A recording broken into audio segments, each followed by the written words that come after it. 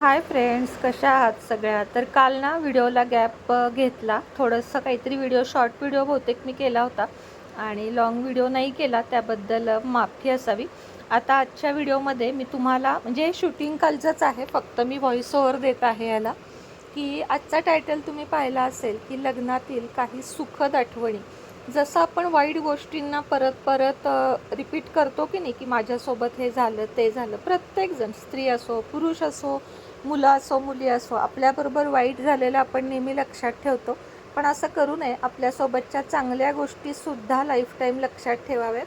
मग त्या आपल्यासोबत आत्ता वाईट वागणाऱ्या व्यक्तींनी केलेल्या असल्या तरीही चालेल. अशाच काही छान छान गोष्टी मी तुमच्याबरोबर आज शेअर करणार आहे.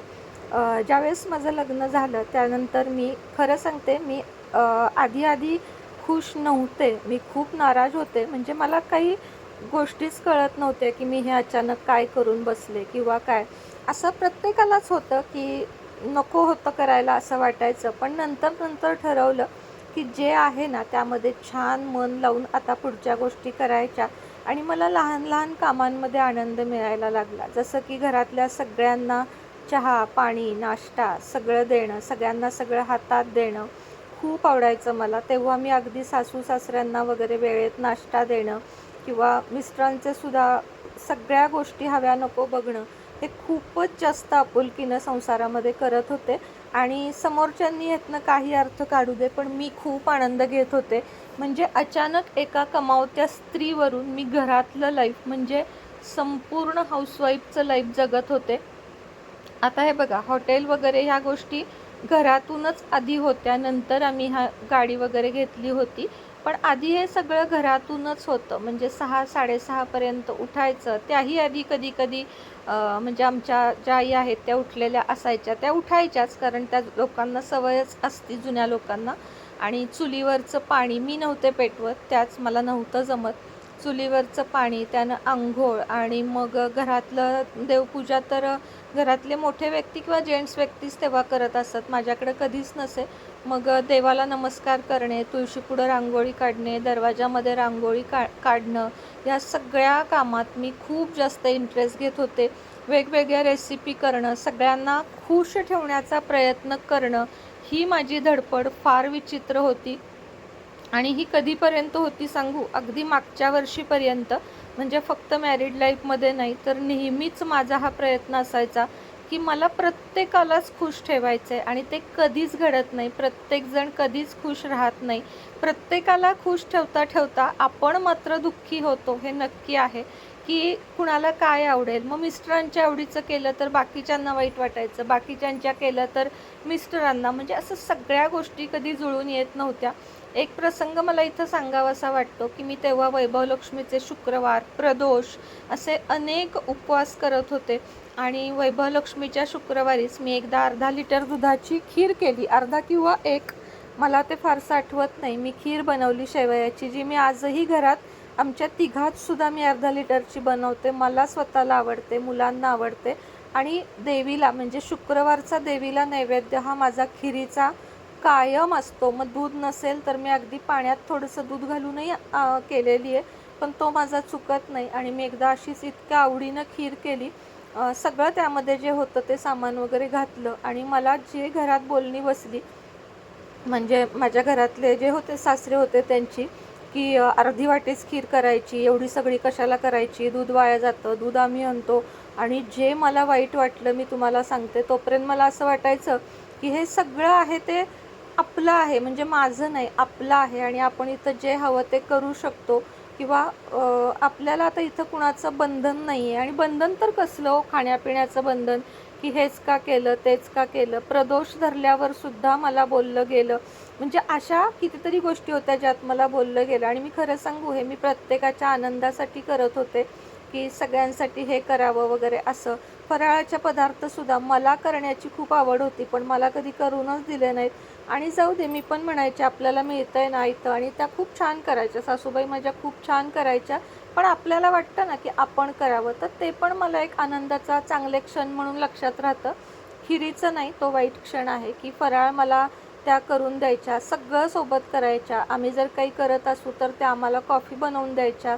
आणि तुम्हाला सांगू का, आमच्यात काही जरी झालं ना दोघींमध्ये, तरी हॉटेल होतं, वडापाव होते. आणि आम्ही तेव्हा जेव्हा मागं राहत होतो, जेव्हा मी काहीच करत नव्हते ओवी झाल्यावर, तर त्या प्रत्येक सोमवारी बाजार असायचा आणि मला मागं आणून द्यायच्या, धर सुनेत्रा गरम गरम हे खा म्हणून.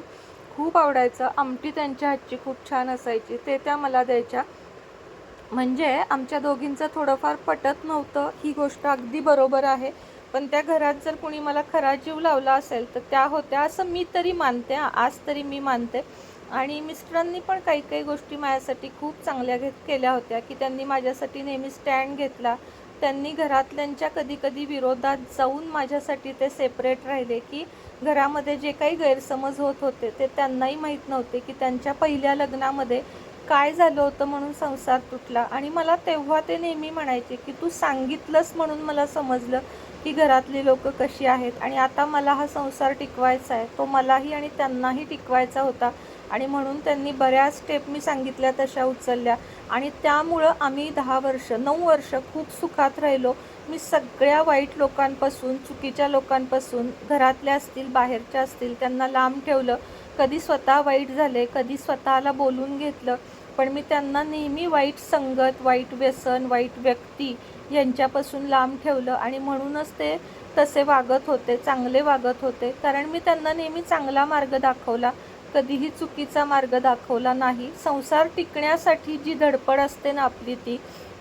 आणि ओवी होताना, म्हणजे ओवी जेव्हा झाली तेव्हासुद्धा मी थोडी रागात होते घरातल्यांविषयी, त्यामुळं मी आमच्या आईंना वगैरे येऊ नका म्हटलं होतं.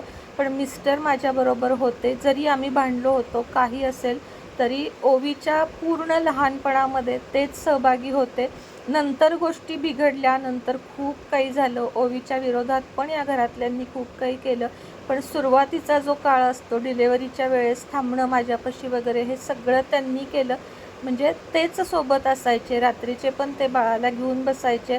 अशा अनेक चांगल्या आठवणी आहेत माझ्यासोबत. आणि त्या आठवणींसोबतच जगायला आता मला हरकत नाही आहे, काहीच हरकत नाही आहे. कारण आता आखी पण मोठा झाला आहे. हा मात्र ही खंत आहे की आखीलाही बाबांचं प्रेम मिळालं नाही आणि ओवीलाही अगदी कमी काळ मिळालं. आणि अशा पद्धतीनं हे संसार तुटले. आणि कोण दोषी कोण नाही ह्याच्यापेक्षा ताटातूट झाली. आणि तीसुद्धा फक्त गैरसमजांमुळं. आणि जी म्हणतो ना आपण की आपल्याच घरातली आग लावणारी माणसं असतात, खूप असतात, की एखाद्याचा संसार टिकवून देण्याचं काम केलं तर आपलंही सगळं चांगलं होतं. पण जर तुम्ही दुसऱ्याचा संसार तोडाल तर तुमच्या घरातल्या कोणाचंच कधीच चांगलं होत नाही, मग ते कोणीही असो. म्हणजे मी हे सगळ्यांसाठीच बोलते. मी आजपर्यंत कोणाचाही संसार तुटेल असं कधी वागले नाही, तिथनं लगेच लांब झाले, किंवा कोणाचा संसार तुटण्याचा विचार पण मी कधी केला नाही. आणि म्हणून देवानं माझ्याबरोबर सगळं काही चांगलं केलं. माझ्या मुलांना मला सुखात ठेवलं आणि प्रत्येकानं तेच करावं.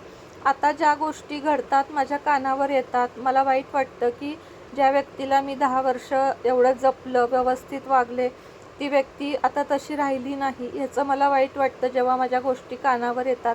पण काही काही गोष्टींना इलाज नसतो. आपली साथ इथपर्यंतच होती असं म्हणून मी त्या गोष्टी ऐकते आणि सोडून देते. देवाजवळ हीच प्रार्थना करते आजही, की काही झालं तरी ते माझं सौभाग्य आहेत आणि माझं सौभाग्य हे अखंड राहू दे. म्हणजे कधीही मरण आलं तर मला आधी येऊ दे आणि कधीच मला हा दिवस असा विचित्र काही ऐकायला यायला नको. हेच देवासमोर बसूनच आज पण मी तुम्हाला सांगते की कोणीही माझ्याबद्दल कितीही वाईट चिंतलं तरी मी रागीट आहे, मी रागानं बोलते, पण आतून मी मनानं एकदम साफ आहे आणि प्रत्येकाबद्दल मी चांगलाच विचार करते. पण माझ्यासाठी कोणीही नाही म्हणजे असे विचार करत, हे मला आता कळून चुकलं आहे. फक्त मुलं आहेत ज्यांना माझी खरंच नितांत गरज आहे. म्हणजे अखिलेश आणि ओवी तर माझ्याशिवाय राहण्याचा किंवा जगण्याचा विचार पण करत नाहीत, एवढा त्या 2 लेकरांचा माझ्यावर जीव आहे. आणि जे काही दिवस मी आत्ता एक एक दिवस माझा आहे ना, तो आता फक्त मुलं आणि देव, म्हणजे स्वामी समर्थ आणि देव ह्याच्यासाठी समर्पित आहे. अध्यात्मात मन गुंतवून घेतलेलं आहे मी. सगळ्या भावनांना माझ्या स्टॉप केलं आहे मी, म्हणजे मारून टाकलेलं आहे मी. कारण भावना जिथं असतात तिथं अपेक्षा असतात आणि जिथं अपेक्षा असतात तिथं भंग असतो. म्हणून आता कोणाकडून कोणतीच अपेक्षा नाही. परमेश्वराकडं एवढंच मागणं आहे की सगळ्यांना सुखी ठेव, सगळ्यांना भरपूर दे आणि ज्यांनी मला जे दिलं ते त्यांना 100 पटीनं मिळू देत, त्यांच्याकडे ते दुपटीनं जाऊ दे. मग ते सुख असो, दुःख असो किंवा फसवणूक असो. कारण विश्वासघात ही एक अशी गोष्ट आहे ज्याची भरपाई औषधांमध्ये किंवा कुठल्याही गोष्टींमध्ये नसती, जी माझ्याबरोबर झाली. आणि माझ्याकडूनही जे काही चुकलं ते देवानं मला शिक्षा दिली, माफही केलं आणि मी पुढेही गेले. तर चला, उद्या भेटूया.